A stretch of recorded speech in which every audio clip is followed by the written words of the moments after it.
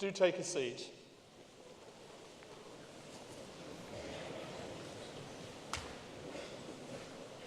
Academic colleagues, award holders and guests, I'm delighted to welcome you all on behalf of the Governors of London Metropolitan University to this awards ceremony. I congratulate all those who have achieved their goal today. You, your family and friends may feel justifiably proud of the award you are about to receive, and the university is equally proud of you. I would encourage you to look at the review of the year and the details of the work of our faculties that you will find in your awards ceremonies brochure. It's an illustration of the very wide range and vibrancy of the university's academic and social activities.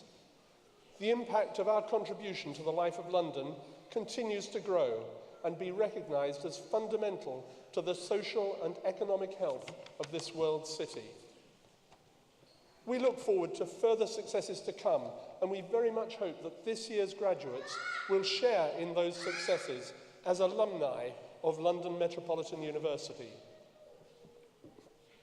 Today is a day to celebrate the recipients of awards and the families and friends whose support was essential to the achievements that we see here. And so I hope that you enjoy the day. Now I call on the Dean of the Faculty of Life Sciences and Computing, Professor Dominic Palmer-Brown, to make his address.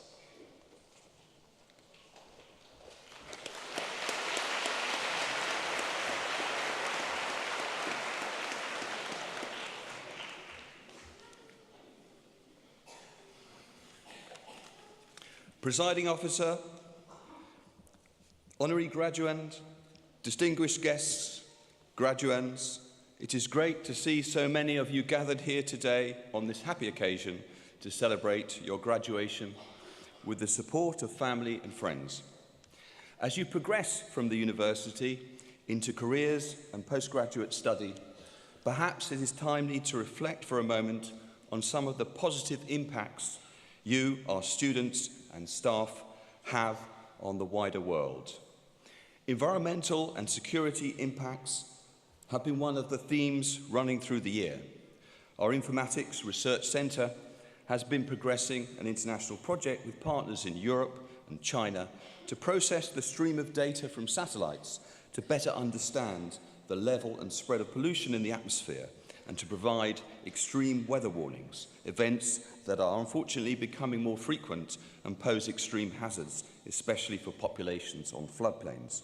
Closer to the ground, back in London, our cybersecurity group is collaborating with the headquarters of Lloyds Bank to research and develop more secure banking by detecting unusual activity using data mining techniques, and our Intelligent Systems Research Centre is running a knowledge transfer project developing software to optimise the efficient scheduling of all-electric cabs, the only all-electric cab company in London called eConnect Cars. And one of our students, Ernest Mugadza, created a crowdfunding campaign for this research and development as part of his module and helped to raise £400,000 for their project, which is a brilliant achievement.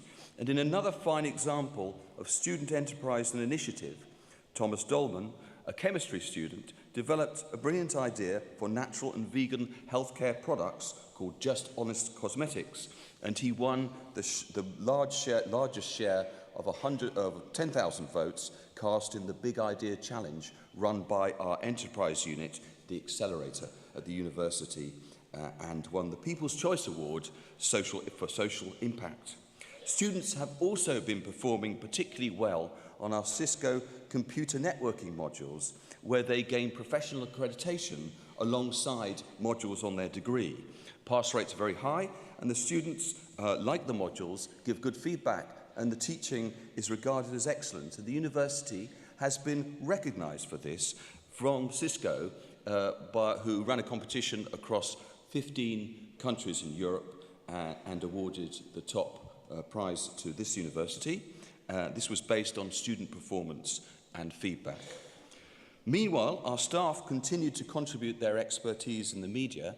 For example, Dr. Abhi Guvami was interviewed on Channel 5 on the health effects on processed meat, and today, I believe, Chris Chamberlain is being interviewed by ITV News, on the health implications of sedentary office work conditions. So let's hope that interview is going well.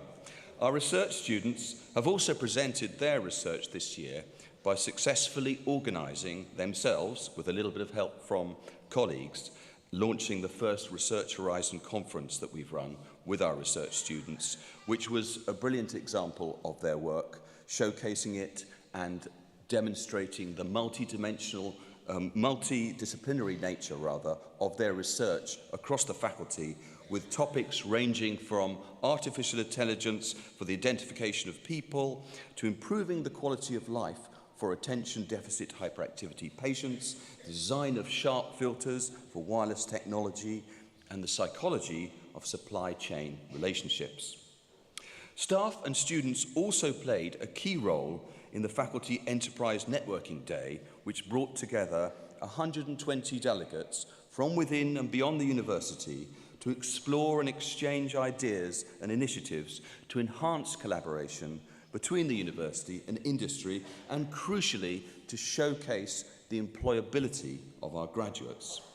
Naturally, as you move on from your degree, we are all concerned about your future prospects.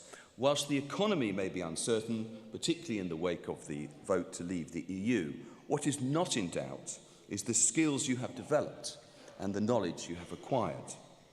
And the good news is that according to the annual Destination of Leavers in Higher Education survey, last year, those who graduated from the courses that you're graduating from now, 93% of them across the university were in employment or further study within 6 months, and most of those were in good graduate jobs. But we need to build on that success, and in a new initiative, we are introducing work experience for all our undergraduate students. And you, as our alumni, which is what you're becoming today, have a role to play, if you wish to, in helping them by mentoring them in the future. As you enter the employment market, to put into practice the skills that you have learned and acquire some new ones along the way, you become an invaluable asset to those future undergraduates. And if you want to help them transition from degree to work, that would be a great thing. So please do stay in touch with us through academic colleagues and through the Alumni Association. Overall, this has been a year of impressive work and achievement, and I would like to thank all my colleagues in the faculty and the university as a whole who have worked so hard to support our students. Thank you very much.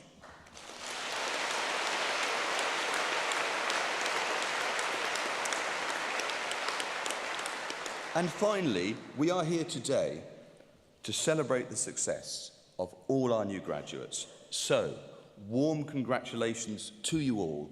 Well done. I wish you a happy, successful, and rewarding future.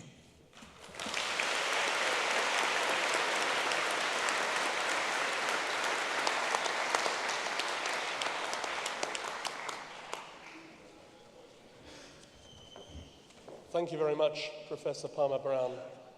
I now call upon Dr. Graham Taylor-Russell, Dean of Students and Academic Registrar, to propose Sir William Castell for the Honorary Award of Doctor of Science.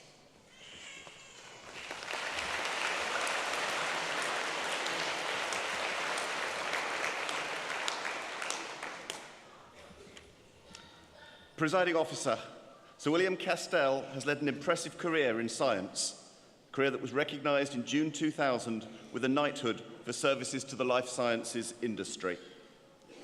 The honour is well deserved.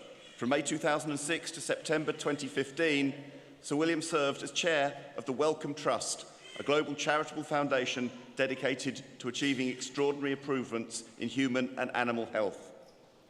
The Trust supports the brightest minds in biomedical research and the medical humanities, covering public engagement, education, and the application of research to improve health.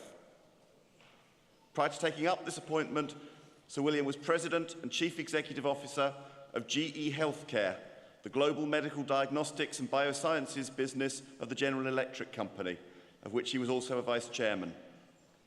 He previously held leadership roles in Amersham plc, a world leader in vivo medical diagnostics and life sciences research technologies. Alongside this success and contribution to life sciences, Sir William has always possessed a belief in business playing an active and beneficial role in society. This led to his involvement with business in the community's work to revitalise areas blighted by unemployment and social exclusion. Indeed, Sir William's passion for improving areas in need of regeneration is behind his position as founding chair of the Foundation for Future London, a new charity that has been created to help realise the potential of Olympicopolis and the Queen Elizabeth Olympic Park in East London. Sir William's commitment to making a difference in society is further evidenced by his 5 years of service as chairman of the Prince's Trust.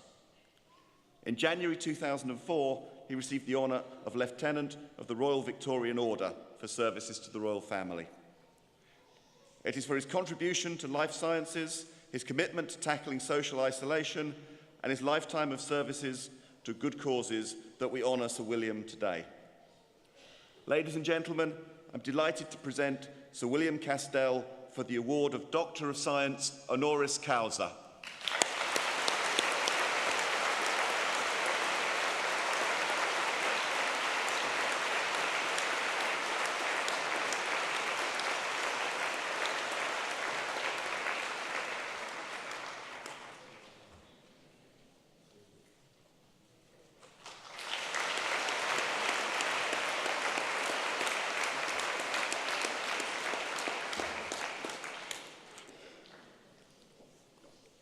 Well, good morning.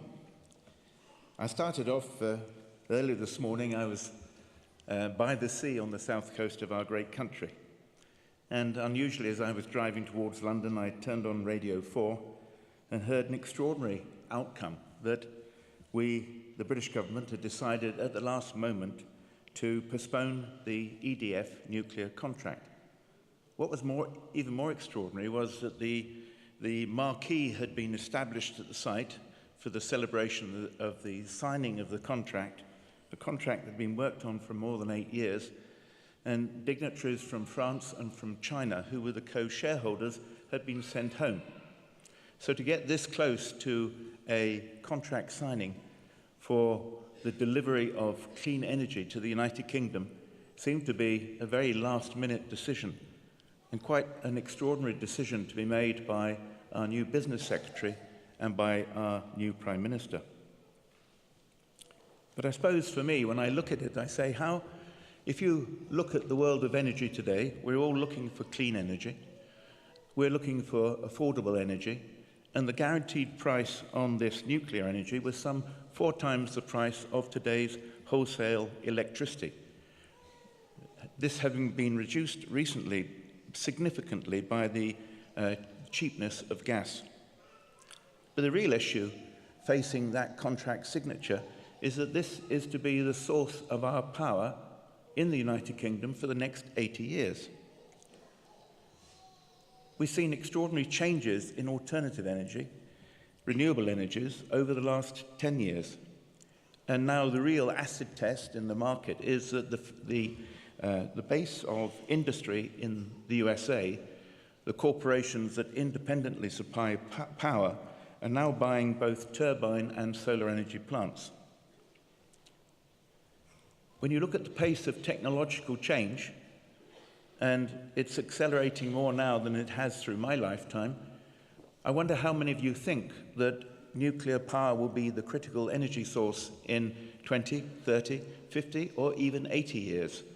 And whether you were the Prime Minister today, whether you'd say, I'm going to make this enormous investment in something which I'm locked into for the next 80 years, or whether you feel that solar or wind or even plant life and modifications enabled through life sciences will bring us extraordinarily new opportunities in how we drive the energy equation of the world.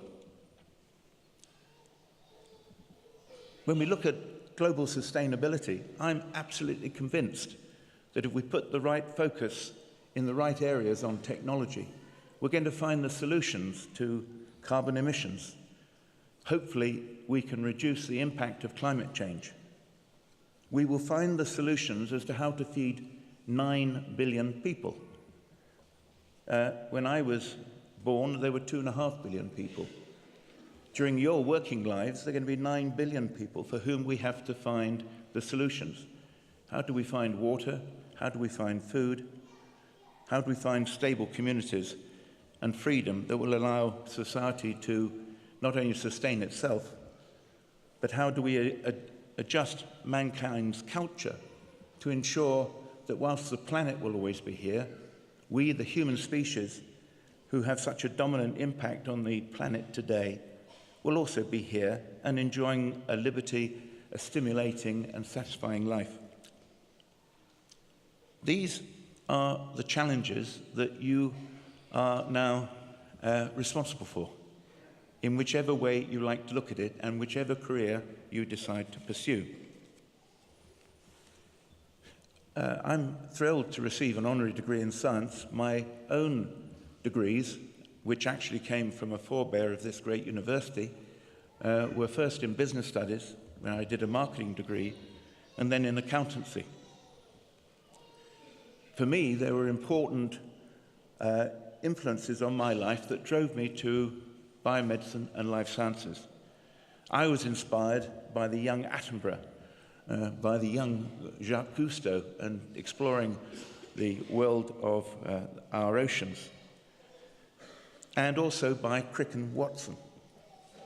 And so, having become a businessman, I quickly moved, fortunately by the age of 32, to start to manage R&D, research and development, in the life science industry.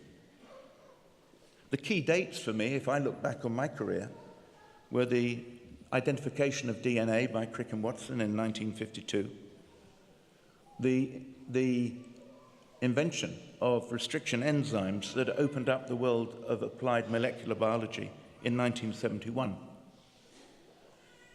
But if I move on from there, I remind you about the pace of technological change. Do any of you actually believe that it was only 2007 that the iPhone arrived? And it was in April of 2010 that the iPad transformed our lives.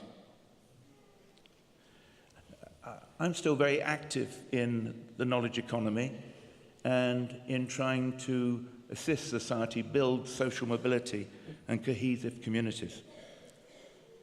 But this is now your world, and the important dates in your life are certainly the 23rd of June 2016 and how the United Kingdom navigates a new world after the Brexit vote. And of course today, July the 29th, when that extraordinary hard work that you've had to gain your degrees, and many congratulations on those degrees, has come to a conclusion, and you set out on the great adventure of life. Now, the challenges and opportunities that our business leaders have, that decision on this extraordinary investment in nuclear energy, I very much hope that the business secretary is talking to our chief scientist, and our chief scientist has the wisdom to explain what he thinks may happen in the next 5, 10, 20 years as we find new ways to create the energy of life. Our technology progresses thanks to computing, thanks to transparency, at a rate which is unimaginable. In life sciences, we've seen formidable changes. Our understanding of DNA has made precision medicine possible. We've seen stem cell research start to look like it can deal with some of the chronic diseases of life, left ventricular heart failure.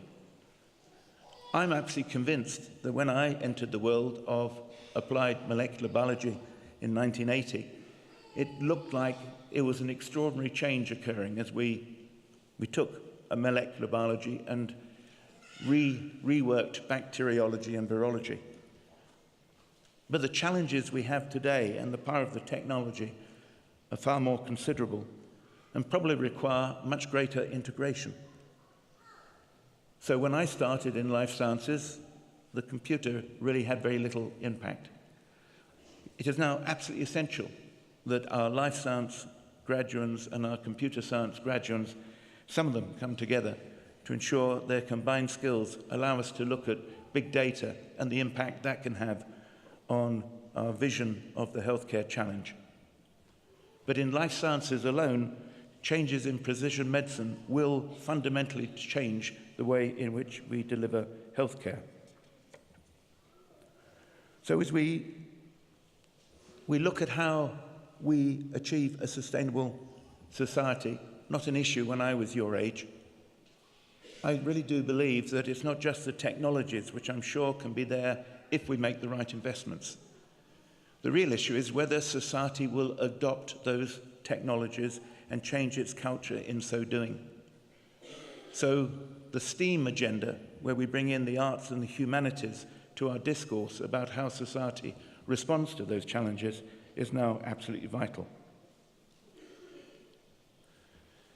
You're graduating today, and congratulations to you and the many proud parents and families that are here to say thank you for all that you've done to the university, and congratulations to you, family members, on this great success. The opportunities and challenges of this world, today's world, are now yours. They will allow you to experience many different walks of life. They will allow you to experience different cultures if you so choose. They will allow you to go anywhere in the world today to explore places, to see how other societies live and manage and create cohesion and fulfillment. But there's one golden rule I really have to say to you, is that it is so critical that you have fun in your lives, fun at work and fun at home. I hope that you will feel through your careers, you will feel challenged, that you will feel the pride of contributing to whatever career course you choose, that you retain your integrity and critically your self-belief. Sometimes that hill seems extraordinarily high. I remember when I was a schoolboy, there was no way I could address a group like you. So I'd make sure that someone else took on the process and hide in the back of the room. So challenges are there for you, but the opportunities to have a contribution and to have a happy life are things that I would stress that you should drive for. And the challenges during your lifetime are going to be immense.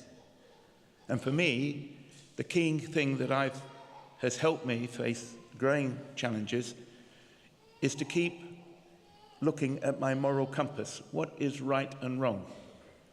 And I would just say to you, think about your value system, and during your career, recalibrate your moral compass in the light of societal change, in the light of the laws, but being true to your own beliefs and your own value systems. So you represent our future, and I'm thrilled to see such a diverse group of students qualifying here in the greatest city of the world, the City of London.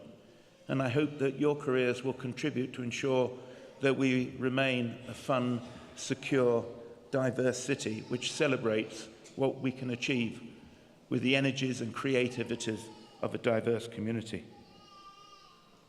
I salute your achievement, and I'm convinced that you will take the baton from previous generations, the old farts like me, and strive for a better world. And so I would like to wish you well. I'd like to wish you good health, good fortune, and critically, have fun. Thank you, and well done.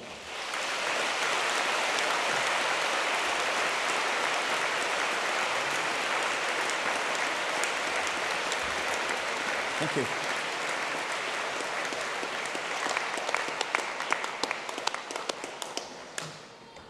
Thank you, Sir William. I'd like to add my congratulations to those of others for your degree today. And thank you for giving us some idea of what a degree at this university can lead to, a great career like yours. Thank you also for reminding the graduands of the opportunities and challenges that lie ahead. And I'm sure they'll be fortified in thinking about that. We now come to the presentation of individual award holders. And I'd like to call upon the Associate Dean, Head of the School of Human Sciences, Dr. Trusha Adachia, to present the award holders from the Faculty of Life Sciences and Computing, the School of Human Sciences, and for the Head of the School of Psychology, Mr. Robin Ivanek, to then present the award holders from the School of Psychology.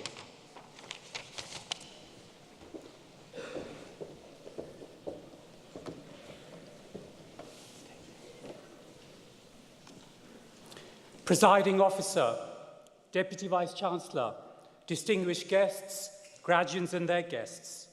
The presentation of graduates from the Faculty of Life Sciences and Computing commences with the award holders from the School of Human Sciences. The first award is for the Preparatory Certificate in Biology and Chemistry. The only recipient for this award is Temitope Famureva.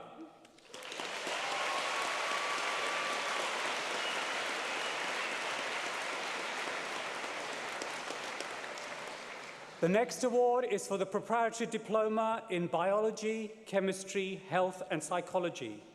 The only recipient for this award is Carol Mina.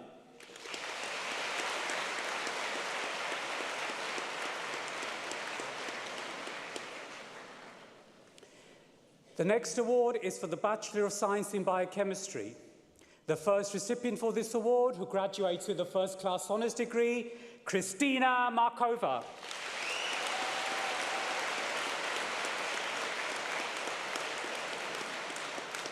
Eugene Krachny.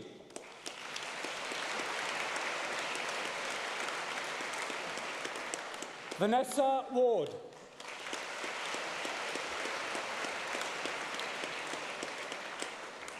Keisha Drakes.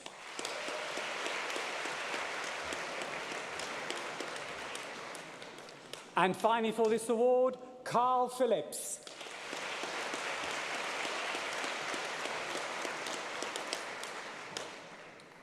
The next award is for the Bachelor of Science in Biological Science. The first recipient for this award is Neha Sudra.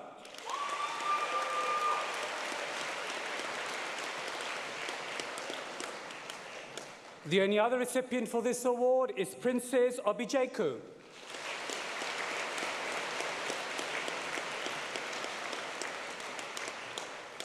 The next award is for the Bachelor of Science in Biomedical Science.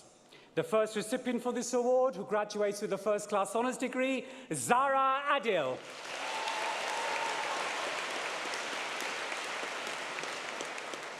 Graduating with a first-class honours degree, Tanya Ali.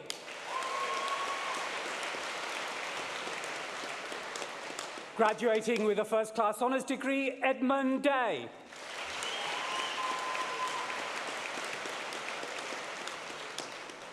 Graduating with a first-class honours degree, Mara El Malouf.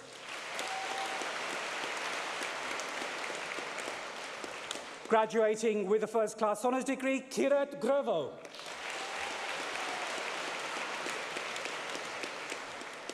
Graduating with a first-class honours degree, Kanchan Gurung.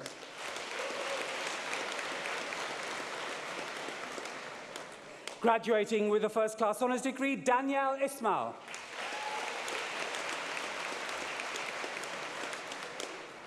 Suleiman Kabduraxman.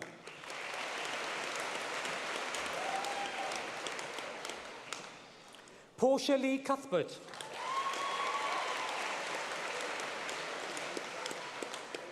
Zara Lee Diaz.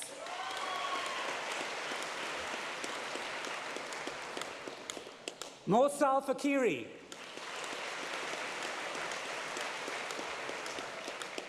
Jordan Garcia.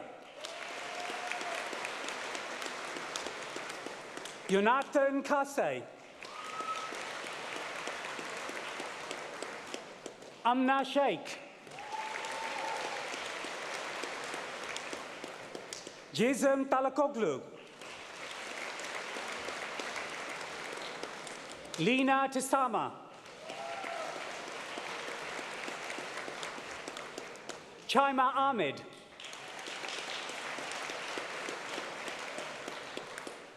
Miriam Al-Mosway.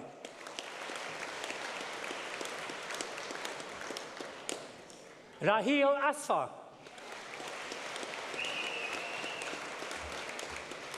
Joshua Konaje.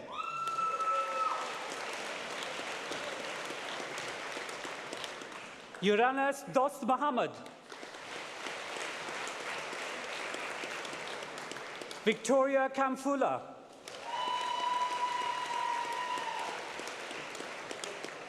Ahmed Khan.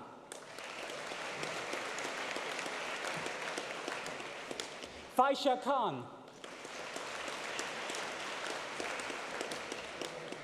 Jebemi Adiegbo.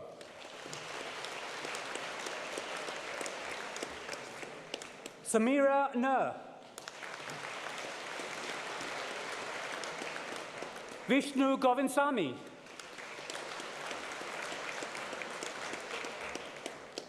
Reem Sadiq.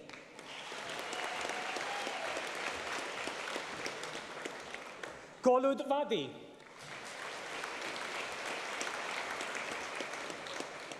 Emmanuel Apea Denkwa.